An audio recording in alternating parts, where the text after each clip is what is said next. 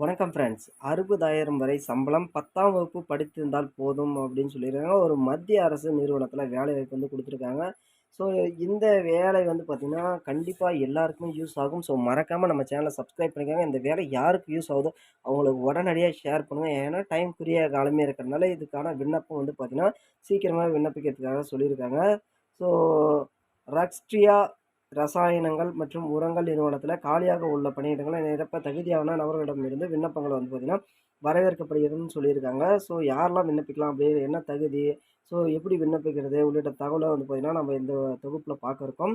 So operating operating trainee chemical காலியிடங்கள் 54 இருக்கு. So சம்பளம் அந்த பணிக்கு வந்து பார்த்தீங்கன்னா 22,000லேருந்து 60,000 வரைக்கும் வந்து சொல்லியிருக்காங்க. ஸோ கல்வி தகுதி பிசிஏ டிப்ளமோ முடித்தவர்கள்னு சொல்லியிருக்காங்க. ஸோ இந்த பணியிடத்திற்கு உடனடியா விண்ணப்பிக்கலாம்னு சொல்லியிருக்காங்க. கொதிகலன் ஆப்பரேட்டர் தரம் 3வது இதில வந்து பார்த்தீங்கன்னா, காலி பணியிடங்கள் 3 இருக்கு. சம்பளம் அந்த பணிக்கு நபர்களுக்கு வந்து பார்த்தீங்கன்னா 20,000லேருந்து 55,000 வரையும் சொல்லியிருக்காங்க. ஸோ இதுக்கு 10வது தேர்ச்சி போதும்னு சொல்லியிருக்காங்க. ஸோ 3வது வந்து பார்த்தீங்கன்னா, ஜூனியர் ஃபா ஃபயர்மேன் கிரேட் 2ல வந்து காலியாக உள்ள இடங்கள் 2 சொல்லியிருக்காங்க. சம்பளம் அந்த பணிக்கு சேரும் நபர்களுக்கு மாதம் 18,000லேருந்து 42,000 வரையும் சொல்லியிருக்காங்க. ஸோ ஊதியம் வழங்கப்படும் கல்வி தகுதி இதுக்கு 10வது தேர்ச்சி இருந்தா போதும்னு சொல்லியிருக்காங்க.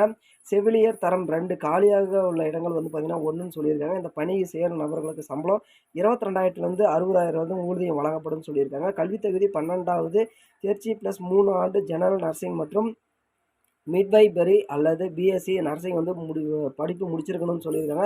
தொழில்நுட்ப பயிற்சியாளர் கருவி காலியாக உள்ள இடங்கள் சம்பளம் வந்து பார்த்தீங்கன்னா, இந்த பணிக்கு நபர்களுக்கு மாதம் 22,000லேருந்து 60,000 வரைக்கும் சொல்லியிருக்காங்க. ஊதியம் வந்து வழங்கப்படும்னு சொல்லியிருக்காங்க. கல்வி தகுதி இதற்குரிய துறையில வந்து பிசி டிப்ளமோ முடித்தவர்கள் இந்த பணிக்கு வந்து விண்ணப்பிக்கலாம் அப்படின்னு சொல்லியிருக்காங்க.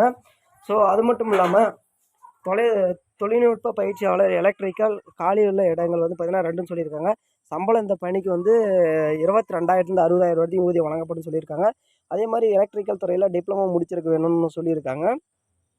அதே மாரி தொழில்நுட்ப பயிற்சியாளர் மெக்கானிக்கல் பொறுத்தளவுக்கு காலியாக உள்ள இடங்கள் 8 சொல்லியிருக்காங்க. இந்த பணிய பொறுத்தளவுக்கு மாதம் 22,000லேருந்து 60,000 வரைக்கும் தான். கல்வி தகுதி மெக்கானிக்கல் துறையில் வந்து பார்த்தீங்கன்னா, டிப்ளமோ முடித்திருக்க வேண்டும். இந்த பணிக்கு விண்ணப்பிக்கலாம்னு சொல்லியிருக்காங்க. இது விண்ணப்பிக்கிறதுக்கான வயதுன்னு பார்த்தீங்கன்னா, எஸ்சி, எஸ்டி பிரிவினருக்கு 18லேருந்து 35 ஆண்டு. அதேமாரி ஓபிசி அந்த மாரி பிரிவினருக்கு 18லேருந்து 33 வரைக்கும் சொல்லியிருக்காங்க. ஸோ விண்ணப்பிக்கிறதுக்கான கட்டணம் ST, SC, female and ex service men கட்டணம் கிடையாதுன்னு சொல்லியிருக்காங்க. மற்றவர்களுக்கு ரூ. 700 வந்து கட்டணம்னு சொல்லியிருக்காங்க. தேர்வு செய்யும் முறைன்னு பார்த்தீங்கன்னா, ஆன்லைன் தேர்வு தாங்க. திறன் தேர்வு மூல தகுதியான நபர்கள் வந்து பார்த்தீங்கன்னா, தேர்வு செய்யப்படுவார்கள். எப்படி விண்ணப்பிப்பதுன்னு பார்த்தீங்கன்னா, தகுதியாக உள்ள விருப்பமுள்ள விண்ணப்பதாரர்கள் www.rcfltd.com என்ற அதிகார விண்ணப்பத்தில் உங்களை அறிவிப்பை வந்து விண்ணப்பிக்கலாம்னு சொல்லியிருக்காங்க. https அதே மாதிரி வந்து பார்த்தீங்கன்னா, இதுக்கான வெப்சைட்டும் கொடுத்துருக்காங்க. https ibbsonlion.ibbs.in RCFDECE24 அப்படின்ற ஆன்லைன் மூலமாக விண்ணப்பிக்கலாம்னு சொல்லியிருக்காங்க. ஸோ இதுதான் அதுக்கான பிடிஎஃப். ஸோ நோட் பண்ணிக்கோங்க இதுக்கான பிடிஎஃப் என்ன அப்படின்றத.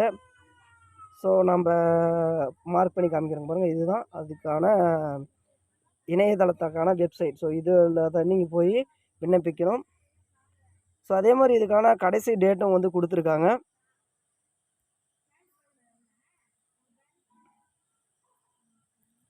கடைசி டேட் என்னைக்கு அப்படின்னு பார்த்தீங்கன்னா, இதில் என்னென்ன கொடுத்துருக்காங்கன்றத பார்த்துருவோம் ஃபஸ்ட்டு. விண்ணப்பிக்கும் முன்னர் உங்கள் புகைப்படம், கையெழுத்து, கல்வி சான்றிதழ்களை ஸ்கேன் செய்து தயாராக வைத்துக் கொள்ளுங்கள். முக்கிய தேதிகள் அதாவது விண்ணப்பிக்க ஆரம்பம் தேதி வந்து பார்த்தீங்கன்னா 21/3/2025 அண்ட் வந்து காலை 8 மணிக்கு விண்ணப்பிக்க கடைசி தேதி 5/4/2025 மாலை 5 மணி வரைக்கும் தான் இதுக்கான விண்ணப்பத்துக்கான கடைசி தேதி. ஸோ இது வந்து ஒரு அருமையான வாய்ப்பை மிஸ் பண்ணிடுறாங்க. ஸோ இந்த என்ன உங்களுக்கு படித்தவங்க யாருன்னா தெரிஞ்சிருந்தாங்கன்னா மறக்காமல் இதை வந்து ஷேர் பண்ணுங்கள். அவங்களுக்கு கண்டிப்பாக யூஸ் ஆகும். நன்றி, வணக்கம், தேங்க்யூ.